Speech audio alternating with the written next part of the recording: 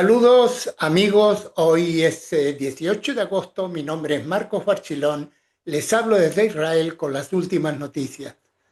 La estrategia de Zamir en Gaza, casi 100.000 soldados de la FDI se movilizarán rápidamente para conquistar la ciudad de Gaza. Y por último, protestas por los rehenes en Israel. ¿Debería la presión recaer sobre Hamás o sobre el gobierno? El jefe del Estado Mayor de la FDI, el teniente general Yad Zamir, ha determinado la escala de las fuerzas terrestres que participarán en la nueva operación en la ciudad de Gaza, según supo el periódico Walla el lunes. Antes de presentar el plan al Ministerio de Defensa el martes, se decidió que numerosos equipos de combate del tamaño de una brigada, integrados por al menos 80.000 soldados, rodearán y conquistarán la ciudad de Gaza para destruir la infraestructura terrorista central de Hamás y los principales símbolos gubernamentales que aún están bajo su control. Este es un plan amplio que le exigirá un alto precio a Hamás, pero también conlleva grandes riesgos para las fuerzas de la FDI, dijo una fuente militar familiarizada con los preparativos para la operación a gran escala. Las FDI no esperan semanas, informaron las fuentes militares.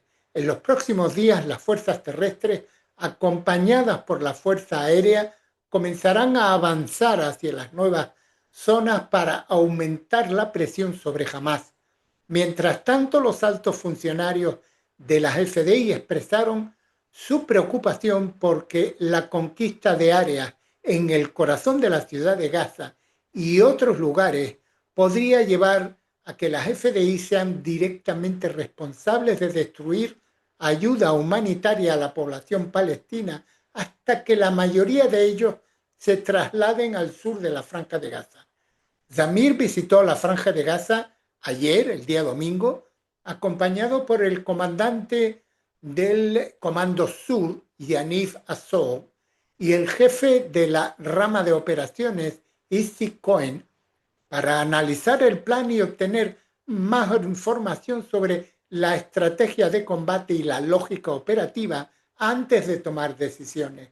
El jefe del Estado Mayor quería palpar el terreno, ver las cosas de primera mano, comprender las rutas de movimiento y los métodos de combate y escuchar a los comandantes que lideraban los combates cómo lo veían antes de tomar decisiones cruciales, dijeron fuentes militares. En reuniones a puertas cerradas, Zamir enfatizó que las fuerzas operativas llegarían a áreas donde las FDI aún no han operado. Esto requeriría agudeza, precisión y minuciosidad, manteniendo al mismo tiempo la seguridad y protección de las fuerzas. Otro punto clave que Zamir enfatizó fue que la operación terrestre no debe comenzar antes del traslado de la población palestina, al que no ocurrirá hasta que se establezca el sistema de ayuda humanitaria. En fin, estas son las últimas noticias de Gaza.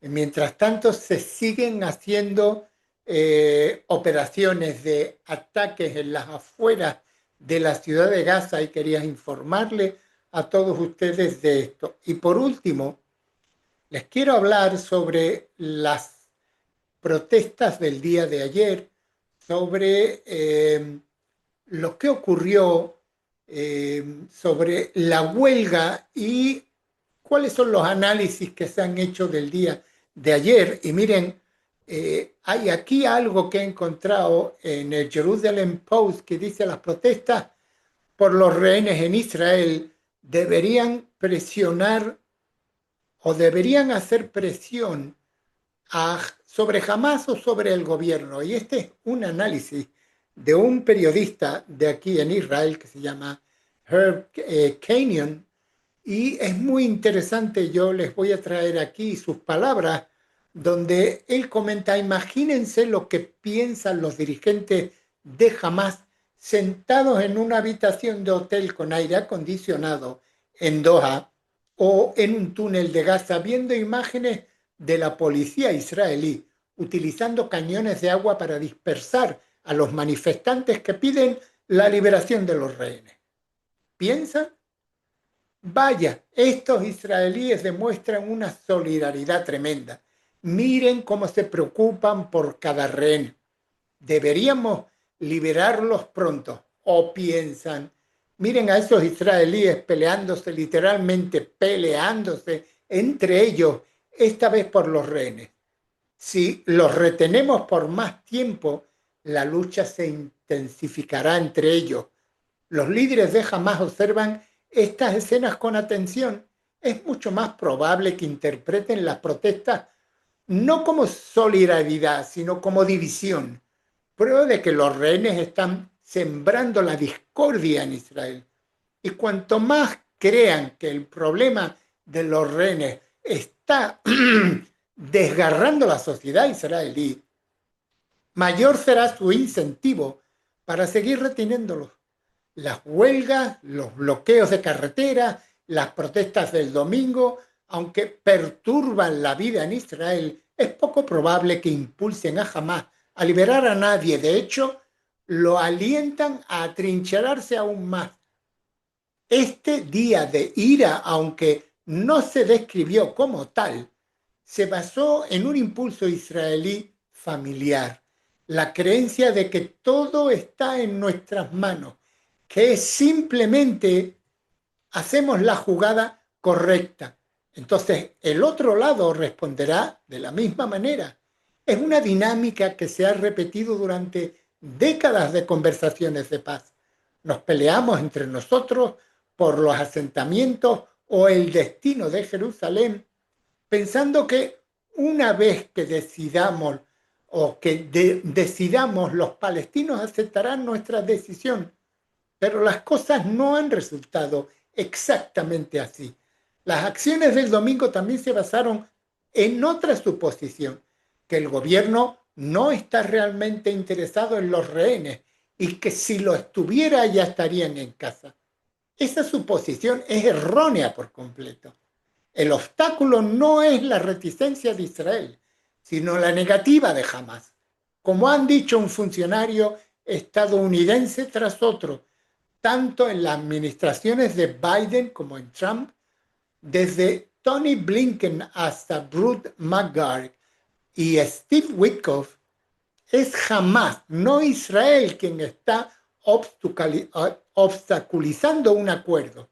Entonces, ¿por qué las protestas en Israel? ¿Contra quién más pueden protestar los israelíes? ¿Contra Hamás? Eso no es una opción. No hay manifestaciones que celebrar en la ciudad de Gaza. No hay forma de marchar hacia una oficina de Hamás en Doha. La frustración inevitablemente se dirige hacia adentro, contra el gobierno, que al menos se siente al alcance. Las protestas buscan menos cambiar el cálculo de Hamás que dar a los israelíes una forma de actuar, es decir, una forma de sentir que no son completamente impotentes. ¿Cuál es el objetivo? Los organizadores mencionaron dos y el tercero está oculto. El primer objetivo, liberar a los rehenes, es un sentimiento universalmente compartido. Quien no quiere ver el fin del sufrimiento de rehenes y sus familias hoy mismo. El segundo objetivo, detener la guerra. Aquí también la gran mayoría de los israelíes quieren que cesen las matanzas y que los soldados regresen a casa y que los cientos de miles de reservistas regresen con sus familias tras meses de ausencia. Todos lo desean. La pregunta es, ¿a qué precio? ¿A qué precio debería poner fin a la guerra para liberar a los rehenes? ¿A costa de una retirada completa de la FDI de Gaza, incluyendo el corredor de Filadelfia y el perímetro, como exige Hamás? ¿A costa de permitir que Hamás conserve sus armas y el control del enclave?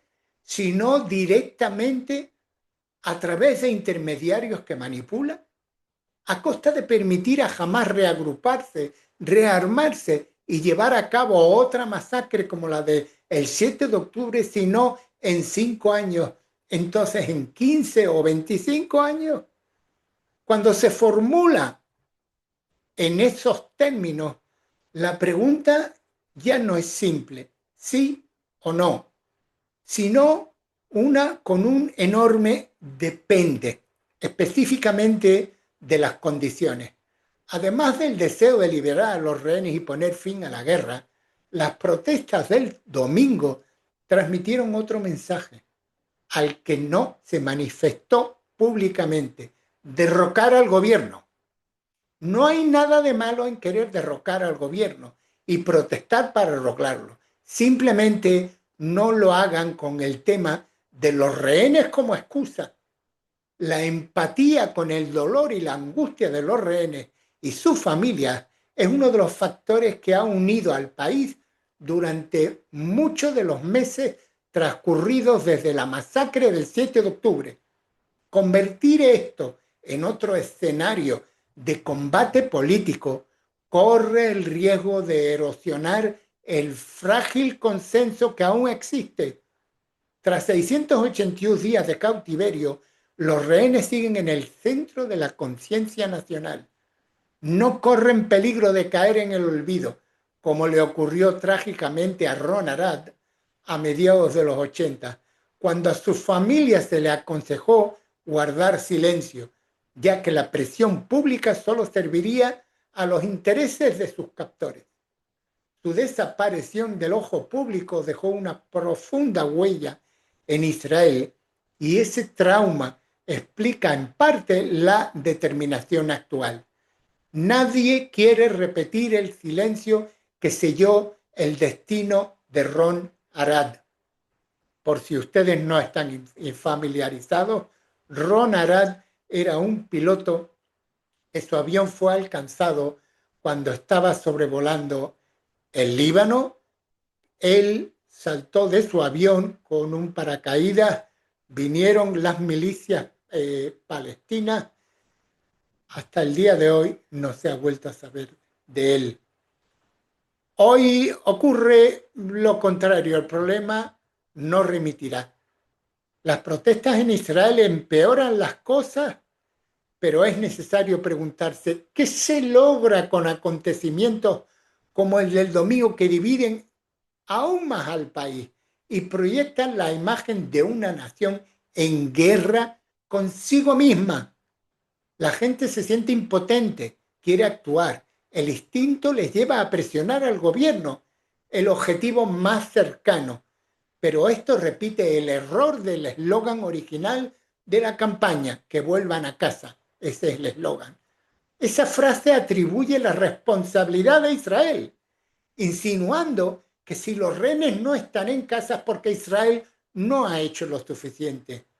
Hay que presionar a Hamás y a quienes tienen la influencia sobre él, como Qatar y en menor medida Turquía, para que los dejen marchar, manifestarse frente a la embajada de Qatar y Turquía, utilizar los millones de shekel gastados en protestas dentro de Israel para financiar las campañas internacionales.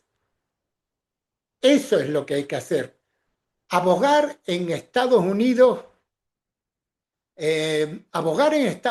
para vincular los vínculos de Washington con Qatar con la disposición de Doha a presionar a Hamás. El presidente Isaac Herzog, hablando el domingo en la Plaza de los Rehenes en Tel Aviv, pidió al mundo que ponga fin a su hipocresía y que presione a Hamás. Esto es lo que él dijo. Si quieres ejercer presión, sabes cómo hacerlo, exhortó. Ejercítenla sobre Hamás. Deberían haberlo liberado inmediatamente. Dejen de rendirse ante Hamás, ante sus caprichos y sus manipulaciones emocionales. Libérenlos ante todo. Díganle al mundo entero y díganle a Hamás: quieren traer suministros, quieren cambiar la situación, libérenlos.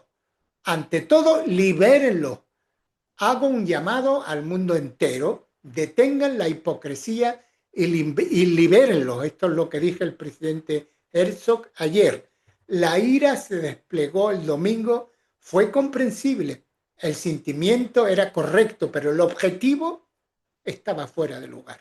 Es jamás quien se niega a liberar a los rehenes y no el gobierno israelí, que está dispuesto a hacer casi todo para recuperarlos, casi todo. Es decir, excepto una cosa, permitir que jamás sobreviva, se reagrupe y prepare el terreno para más 7 de octubre. Esa línea no se puede cruzar, porque de ser así, las protestas de hoy por la liberación de los rehenes solo podrá garantizar las protestas de mañana para la liberación de los siguientes. En fin, creo que está muy claro en este análisis lo que de alguna forma las protestas de ayer hicieron ver a Hamás, que es el enemigo, y también a muchos estados que son enemigos del Estado de Israel, la visión que les dimos, la visión que les dimos de estar completamente rotos en momentos tan difíciles como los que estamos pasando.